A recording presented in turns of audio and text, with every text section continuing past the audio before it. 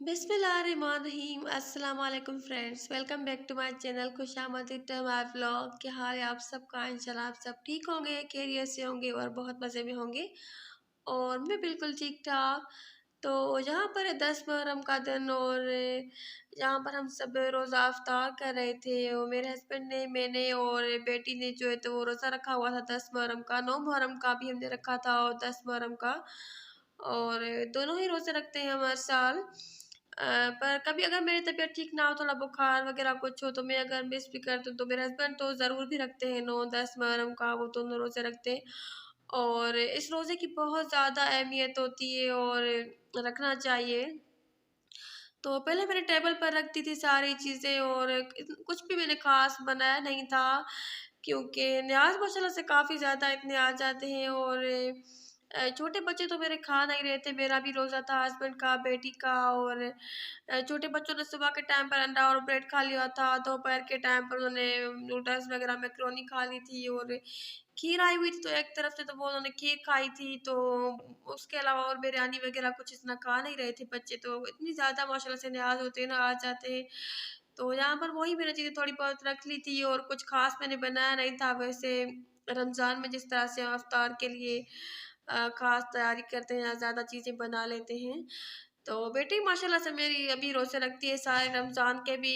2 साल से वो सारे ही रोज़े रखती है, उसको अच्छा लगता है रोज़े रखना। और मेरे हस्बैंड जो है तो वो भी रोज़े जो भी होते हैं रमज़ान के होते हैं, या उसके अलावा भी जो हम कुछ रोज़े रखते हैं तो रख लेते हैं। और मेरा बेटा नहीं रखता।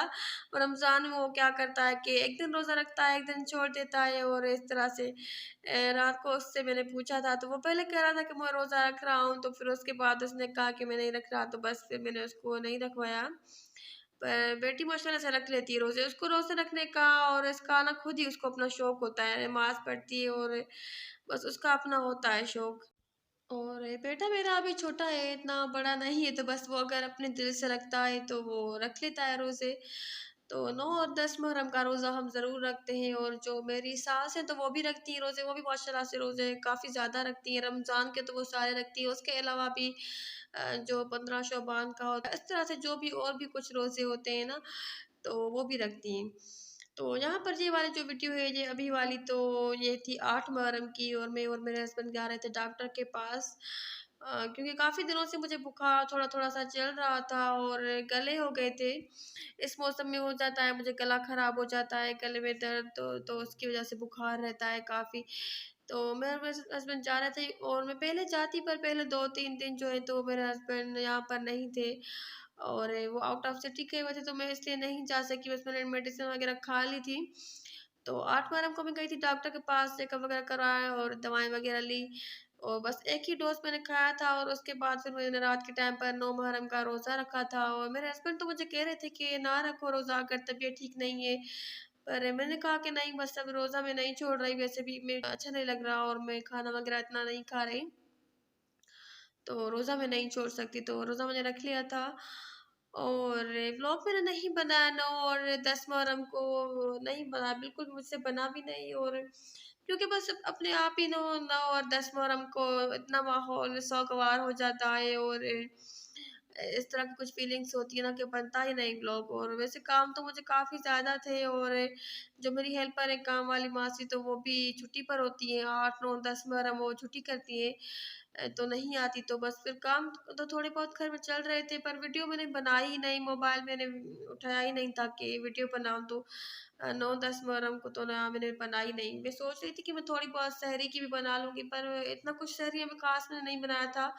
अंडे बनाए थे, उसके अलावा दही थी, और मैंने पराठे बना लिए थे 2, और बस चाय थी। तो इस तरह से सिंपली बस हमने, क्योंकि उस टाइम ना कुछ खाया ही नहीं जा रहा था। मैं अपनी बेटी से पूछ रही थी कि क्या चीज़ बनाऊँ, तो 9 मुहर्रम वाले रात के टाइम पर मेरी बेटी ने सहरी बनाई थी। और जो 10 मुहर्रम का रोज़ा था, तो उस रात को ना मैंने सहरी बनाई थी। एक दिन मेरी बेटी ने बनाई और एक दिन मैंने बनाई, तो बस सिंपल सी सहरी की थी।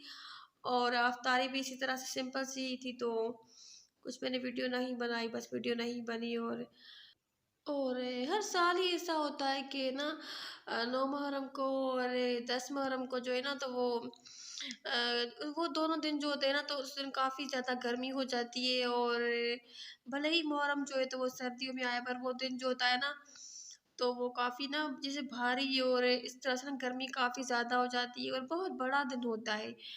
क्योंकि सबको पता है कि आशूरे का दिन होता है, और 10 मुहर्रम को ही जो है तो वो हमारा मुसलमानों का यकीन है कि ना उस दिन ही क़यामत भी आनी है। और वो इतना मतलब अपने आप ही ना माहौल वो हो जाता है। और हम सिर्फ शिया लोगों के तो लिए नहीं, हम अहले सुन्नत हैं, पर हमारे भी उसके साथ वो फीलिंग्स है। और बस दिल नहीं करता कुछ। और यहाँ पर हमारे शहर की सबसे बड़ी सबील होती है, तो जो पीछे गुजर गई सबीलें, तो वैसे हमारे शहर में हर गली में चप्पे चप्पे पर 10 ही दिन होती है, पर यहाँ पर बड़ी होती है।